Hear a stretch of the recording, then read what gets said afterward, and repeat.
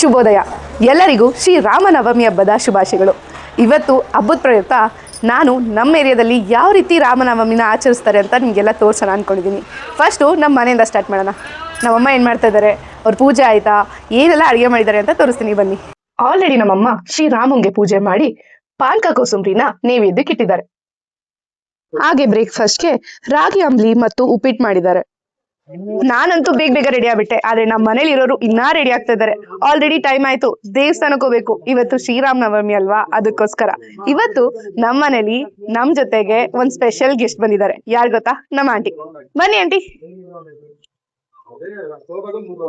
ಇವ್ರೇ ನಮ್ಮ ಆಂಟಿ, ನನ್ನ ಫೇವರೇಟ್ ಪರ್ಸನ್. ನಮ್ಮ ಮಮ್ಮಿ ಅವ್ರ ತಂಗಿ. ಯಾವಾಗ್ಲೂ ಖುಷಿಯಾಗಿರ್ತಾರೆ, ನಕ್ಕೊಂಡಿರ್ತಾರೆ. ಅದಕ್ಕೆ ನಂಗೆ ಇವ್ರ ಕಂಡ್ರೆ ತುಂಬಾ ಇಷ್ಟ. ನಾವೆಲ್ಲ ದೇವಸ್ಥಾನಕ್ಕೆ ಹೋಗ್ತಾ ಇದೀವಿ. ಬಿಸಿಲು ಹೆಂಗಿದೆ ಅಂದ್ರೆ ಅಬ್ಬಬ್ಬಾ, ಅಷ್ಟು ಬಿಸಿಲಿದೆ. ನಮ್ಮಮ್ಮ ನಮ್ಮ ಆಂಟಿ ನನ್ನ ಮಗ್ಳನ್ ಕರ್ಕೊಂಡ್ ಬರ್ತಾ ಇದ್ದಾರೆ. ಈ ಬಿಸಿಲಲ್ಲಿ ದೇವಸ್ಥಾನಕ್ಕೆ ಹೋಗೋದು ತುಂಬಾನೇ ಕಷ್ಟ.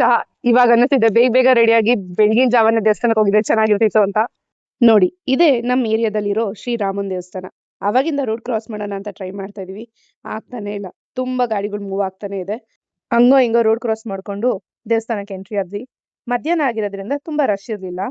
ಫ್ರಂಟ್ ಅಲ್ಲೇ ರಾಮನ್ ಸ್ಟ್ಯಾಚು ಇದೆ. ನೋಡಿ ಎಷ್ಟು ಚೆನ್ನಾಗಿ ಅಲಂಕಾರ ಮಾಡಿದ್ದಾರೆ. Wow, so beautiful. ಒಳಗಡೆ ಹೋಗ್ತಾ ಇದ್ದಂಗೆ ದೇವಸ್ಥಾನದ ಅಲಂಕಾರ ಕೂಡ ತುಂಬಾ ಚೆನ್ನಾಗಿತ್ತು.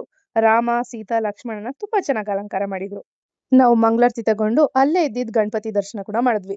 ಆಮೇಲೆ ಅಲ್ಲಿ ಸೀತಾರಾಮನ್ ಕಲ್ಯಾಣ ನಡೆದಿತ್ತು. ಅಲ್ಲೇ ಸ್ವಲ್ಪ ಹೊತ್ತು ಕುತ್ಕೊಂಡು ಆಮೇಲೆ ದೇವಸ್ಥಾನದ ಆಚೆ ಬಂದ್ವಿ. ಆಚೆ ನೋಡಿದ್ರೆ ಫುಲ್ ರಶ್. ಏನಕ್ಕೆ ಅಂದ್ರೆ ಪಾನಕ ಕೋಸಂಬರಿಗೆ.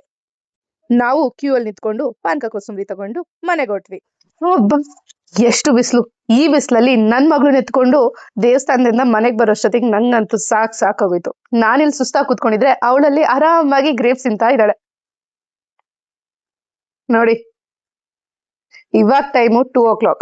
ನಂಗಂತೂ ಹೊಟ್ಟೆ ತುಂಬಾ ಹಸಿತಾ ಇದೆ. So let's break. A few moments later. ಮನೇಲಿ ಬಾಳೆಕಾಯಿ ಇತ್ತು. ಮಧ್ಯಾಹ್ನದ ಊಟಕ್ಕೆ ಬಾಳೆಕಾಯಿ ಬಜ್ಜಿ ಚೆನ್ನಾಗಿರುತ್ತೆ ಅಂತ ಬಾಳೆಕಾಯಿ ಬಜ್ಜಿ ಮಾಡಿದೆ. ಅನ್ನ, ಬೇಳೆ ಸಾರು, ಕೋಸಂಬರಿ, ಇದ್ರ ಜೊತೆಗೆ ಬಾಳೆಕಾಯಿ bajji. Wow, what a combination. ನೋಡ್ತಿದ್ರೇನೆ ಬಾಯಲ್ಲಿ ನೀರ್ ಬರ್ತಿದೆ. ಸೊ ಬೇಗ ಬೇಗ ತಿನ್ಬಿಡ್ತೀನಿ. 2 hours later. ಫೈನಲಿ ನನ್ ಮಗ್ಳಿಗೆ ಊಟ ಮಾಡಿಸಿ ಮಲಗಿಸ್ ಬಂದಿದ್ದೀನಿ. ನಾನು ಹೋಗಿ ಸ್ವಲ್ಪ ಹೊತ್ತು ರೆಸ್ಟ್ ಮಾಡೋಣ ಅನ್ಕೊಂಡೆ, ಆಲ್ರೆಡಿ ಟಯರ್ಡ್ ಆಗಿದ್ದೀನಿ ಅಂತ. ಬಟ್ ಟೈಮ್ ಇಲ್ಲ, ಇಟ್ಸ್ ಆಲ್ರೆಡಿ 5 o'clock. ಯಾಕಂದ್ರೆ ಇವತ್ ಸಾಯಂಕಾಲ ನಮ್ಮ ಏರಿಯಾದಲ್ಲಿ ಕರ್ಗ ಇದೆ, ಎಸ್ಪೆಷಲಿ ಹಸಿ ಕರ್ಗ ಇದೆ. ಅದಕ್ಕೋಸ್ಕರ ನಾವೆಲ್ಲ ರೆಡಿ ಆಗ್ಬೇಕಲ್ವಾ. ನಮಗ್ ಬೇರೆ ಟೈಮ್ ಸಾಕಾಗೋದಿಲ್ಲ. ಅದಕ್ಕೋಸ್ಕರ ರೆಸ್ಟ್ ಮಾಡೋ ಬದಲು ಸ್ವಲ್ಪ ಬೇಗ ರೆಡಿ ಆಗೋಣ ಅನ್ಕೊಂಡಿದೀವಿ. ಆಲ್ರೆಡಿ ಬೆಂಗಳೂರಲ್ಲಿ ಕರ್ಗ ಸ್ಟಾರ್ಟ್ ಆಗೋಗಿದೆ. ಒಂದೊಂದ್ ಏರಿಯಾ ಒಂದೊಂದ್ ವೀಕಲ್ಲಿ ಇಟ್ಕೊಂಡಿರ್ತಾರೆ. ಈ ವೀಕ್ ನಮ್ಮ ಏರಿಯಾದಲ್ಲಿ ಕರ್ಗ. ಸೊ ನಾವೆಲ್ಲ ತುಂಬಾ ಎಕ್ಸೈಟೆಡ್ ಆಗಿದ್ದೀವಿ. ನಿಮಗ್ ಕೂಡ ಚಿಕ್ಕ ಚಿಕ್ಕ ಶಾರ್ಟ್ಸ್ ರೀತಿಯಲ್ಲಿ ನಾನು ಯಾವ್ದಾರ ಒಂದು ವಿಡಿಯೋಸ್ ಎಲ್ಲ ಮಾಡಿ ಗ್ಲಿಮ್ಸ್ ಎಲ್ಲ ತೋರ್ಸೋದಕ್ಕೆ ಟ್ರೈ ಮಾಡ್ತೀನಿ. ನೋಡೋಣ ಯಾವ ತರ ಬರುತ್ತೆ ಅಂತ. ಸೊ ಇವತ್ತಿಗೆ ಇಷ್ಟೇ. Thank you for watching and see you all soon in next video. Take care, bye bye.